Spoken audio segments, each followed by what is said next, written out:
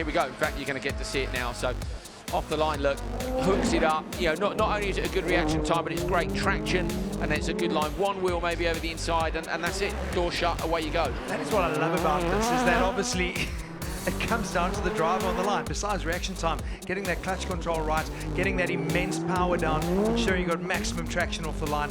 It really does come down to the start, especially with a very, very busy turn one, as we're going to see heading into the next race where there are 5 cars going door to door.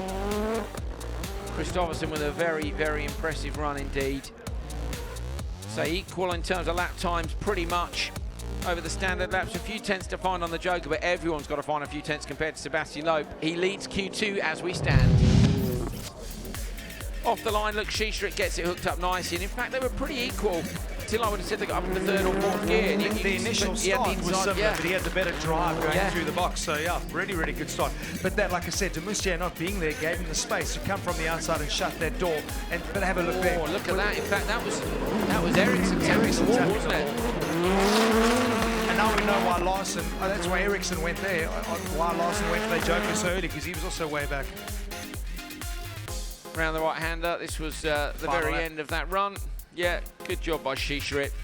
Larson unable to match his teammate.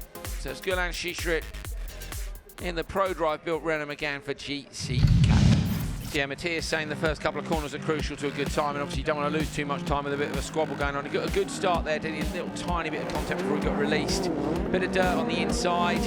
You know what helped Markland is the guys inside of him were so busy fighting for that inside line into turn one. He said, I'll stay out wide, let you guys have a battle, and look what happened. And that's what you can do, is you can back off sometimes, let not the carnage, but let the action unfold in front of you and slot up the inside. But it's a real gamble, because, yeah, exactly.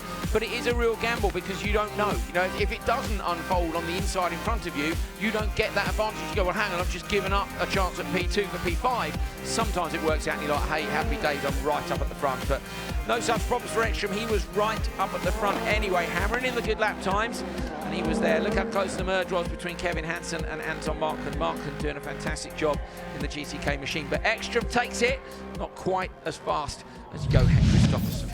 Look at the start that Peter Solberg had. Absolutely nails it, shuts the door, and everybody race over. He has the dirt though. There's no dirt now. Have a look. Everyone's putting 2 or 3 wheels over because turn 1 has become such a critical turn on the circuit. So that's going to slow them down later on in the race. I wonder if they're going to look at that. The problem is, of course, as well, now the dirt's in the road, the drivers are cutting to counteract the dirt being in the road. Every time they cut, they drag more dirt into the road. So, you know, this time round, it's maybe helped Kristoffersen being in the first race, but there's no arguing that Kristoffersen did exactly what he needed to do. Respond to a terrible Q1, smash the lap time to take the session. Look, it was such a close battle for the rest of it. We saw that merge with Timmy Hansen and Bakkerud. A lot of action in the back, and I think that's where the Peugeots tripped over themselves actually in this race, and really gave the advantage back to PSRX.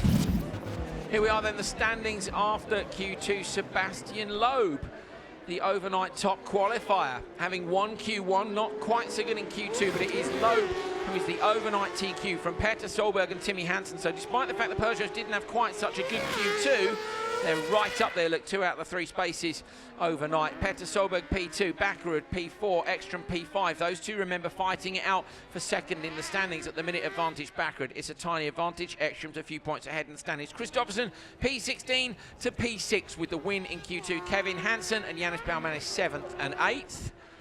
Here you go then, Markland, Gronholm, Schischrit, both the GCK cars in at the minute. Gronholm's in, Kevin Eriksson in at the minute. Scheider, Larson, Timosyanov and Munich have a little bit of work to do. Great stuff from Q1 and Q2. My thanks to Marius Roberts for today. Very much looking forward to tomorrow's action.